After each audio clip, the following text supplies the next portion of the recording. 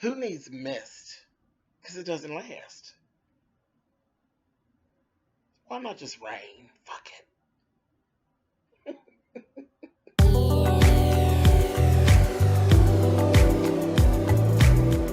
And I'm like, come on through, Cookie. I'm going up on my soapbox. That's basically it. Let's talk about drag and all its forms.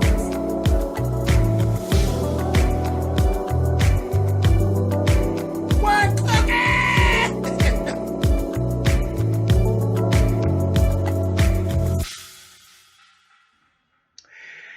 Hey guys, thanks for clicking on the video.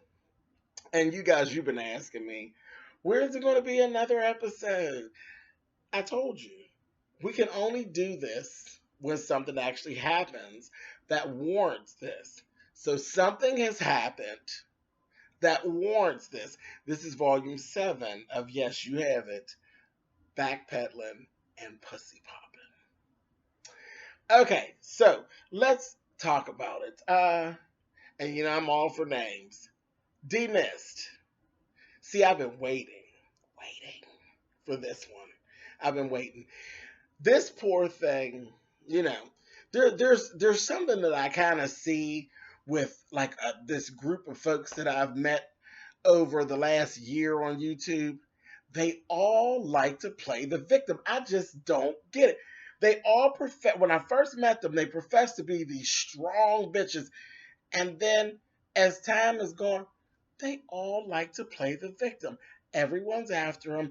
Everyone's doing them wrong after they get caught up in their shit. So let's talk about D-Mist. And I'm going to go all the way back to where I met D-Mist and see what's going on. If you don't know, go look at it. I don't even care about that whole beef that's going on because I don't care about other people's beef. I got other shit going on. But there's the beef now with Shelly and Man Pam and D-Mist. It's just a mess. It's just a mess. But in the midst of all that is where I end up coming in because of the fact that D-Mist has backpedaled and pussy popped in the midst of his beef. And of course, I've been watching because I'm always watching because I find it entertaining. Like, I don't care when they're beefing. That shit's funny. I'm right along with y'all, laughing, commenting when I want. And whatever, sniffing, sipping, and I believe in the sniff and sip, but I'm also a bad enough bitch to write what I want and stand in it. If I comment because I want to. I don't really give a shit. I got the backbone for it. So, saying all that, let's talk about how I met D-Mist. Let's go all the way back to the TFC. See, y'all never really hear me talk about TFC because I was never a part of the TFC. So that whole debacle, that's not my business. It's not my issue. But we're going to talk about it today because this is how I ended up meeting D-Mist. That whole TFC thing was all getting together, and I don't know who did it first, me or the Ghetto View, maybe the two of us together at one point. We jumped in, and the one thing that we were guilty of is that we upheld them. We immediately jumped in. They came out with their videos. They said what their movement was. Both of us jumped right on board and we supported. Her saying is it's all about support. And that's exactly what we did. We went right away. They were going to release videos and they wanted to, do this. But we jumped right in and supported them. Meanwhile, we never knew what was going on behind the scenes because that was none of our business. That was none of our business. We were never approached about being part of the group. We didn't even know that our name, I don't even know about the Ghetto View. I can't really say about her. I know her name ended up coming up at some point, but I know it in the earlier rounds, my name actually came up. I found this out later on. My name came up and it was basically said, no, we got enough gay members, got enough queens. So that was part of the reason why they didn't want me. And now that wasn't even my business, so I never cared about that.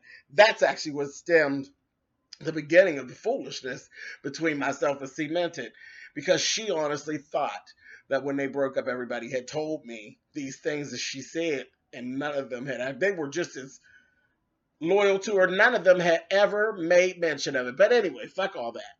I ended up meeting D-Miss, Tam G. I already knew Nika. Nika was actually a fan of mine. And that's what she was. She was a fan. And you know, I don't generally say that people are fans. But yeah, she's a fan. She was and she is a fan of mine. She won't admit it, but she is. She's a fan. Anytime you copy things I say and you say what I say verbatim, bitch, you're a fan. And that's that. And I'm a fan of yours, bitch. I still watch your videos as much as you hate me. I still watch her videos because that's me. I still watch her videos. If Cemented was still making videos, baby, I would still watch her videos because I found her entertaining. I always found Cemented entertaining, and I would still watch her videos. Now, we're not friends and we're not cool and or none of that, but I would still watch her because the bitch crazy. And it's entertaining. Same thing with D-Miss. I watched him. Tam G, I will watch her motherfucking ass. But anyway, so this is how I ended up meeting all of them. Then once I had my little bout with cancer and all of that, that's when me and D-Miss kind of started communicating more because he actually sent me a care package. And it was very nice from him and his mother. And I've actually talked about this. All of those things I said I would never take back. You know, it is what it is because I don't backpedal and I don't pussy pop. I don't do that. Fabulous product. It was fabulous. But this ain't no commercial for him and his mammy on here. We did all that. We lived all that. Everything was cool. He sent the products. I sent people to them. I did a little small snippet commercial for them. All that. Everything was fine. And then you flipped on me because I became close with, say, Sean Bradley. That's basically what it was all about, really.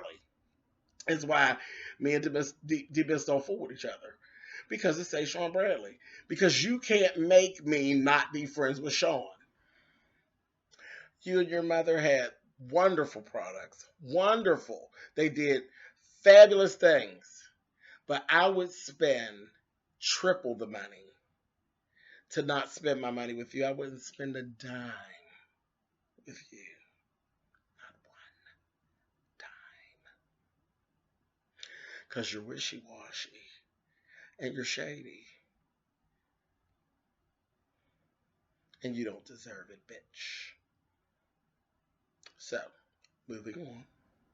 That's what happened, folks. Now, the thing is, what people don't know, Shelly made him not be friends with me, though. That is literally it in a nutshell. I went on a Periscope, had no idea that there was anything going on, that there was any type of a problem, and you were really, you were all in it. You know, you weren't playing victim that day.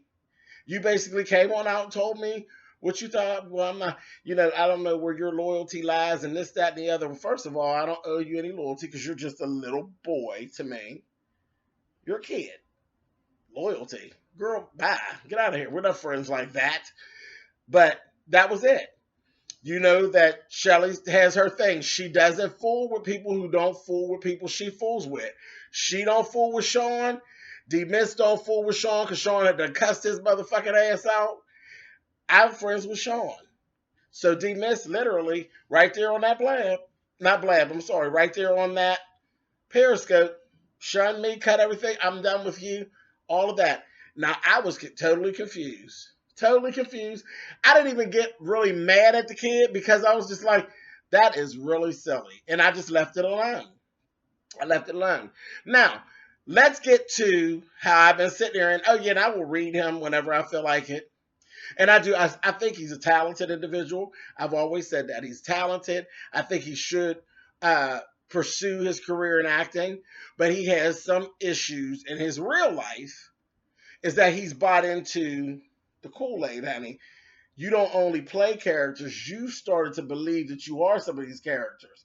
You play that game of that grouchy puppy, but you're not that grouchy puppy at all. You're not that at all. You're a punk, which is the worst thing in the world, especially for a sissy, to be a punk. I'm watching your video, and you're probably going to delete that video where you released it today, where you're going on, because now Shelly ain't fucking with you because you friends with Min Pam. So that just goes to show you, every dog has their day. You might as well start barking, bitch. It's your day. Did you really think that she would never get around to you? You and her play the same kind of games with each other. Y'all didn't do it with each other, but y'all have done it with other people. But you had to have known that she was better at it. But it's now your turn. And she won't stop because she is like a pit bull. She won't stop. She won't stop. And I'm looking at your video, and you were so bad and so tough that you're over there literally begging and all sad and, oh, I don't want to get emotional because she ain't speaking to you. And now you're afraid.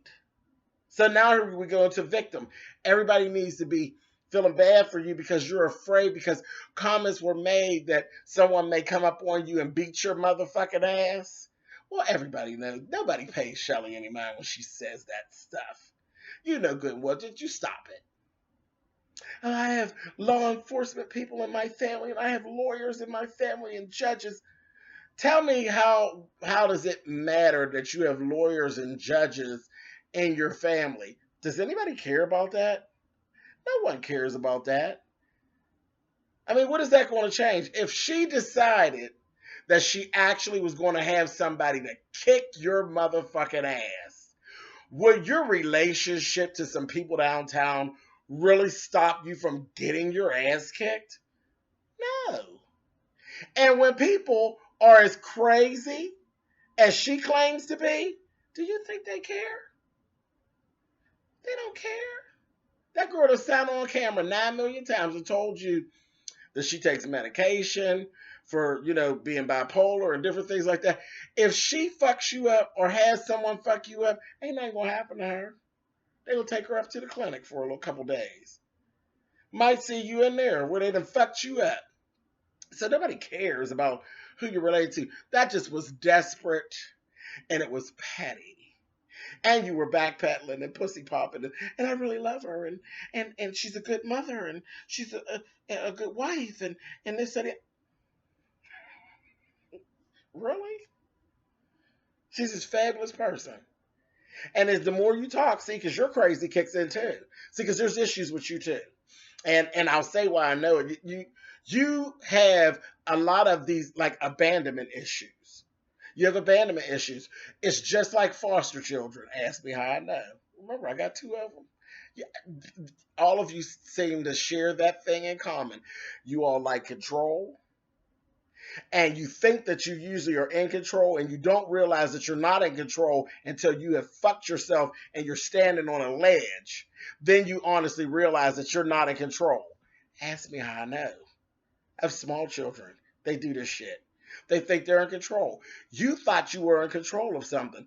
You were quiet. You weren't even on YouTube doing anything. And then when Shelly attacked me and Pam, you resurfaced and we start seeing your name on comments and you were saying this and you were saying that. But then when the pit bull turned on you and snapped, now you on the ledge. You don't realize with your abandonment issue, I'm by myself.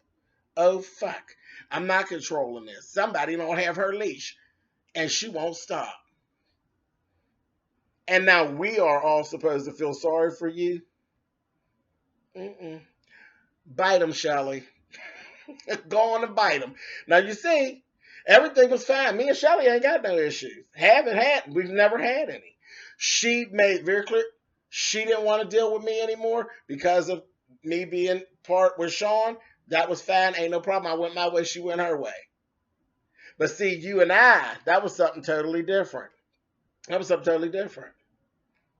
And just like with I'll never forgive you. I would never forgive her. I'll never become friends with her. It just is what it is. Same thing with Cement. I'll never become friends with her. It just is what it is. But I don't think I'll ever run into a part where Shelly backpedals and pussy pop because that ain't her.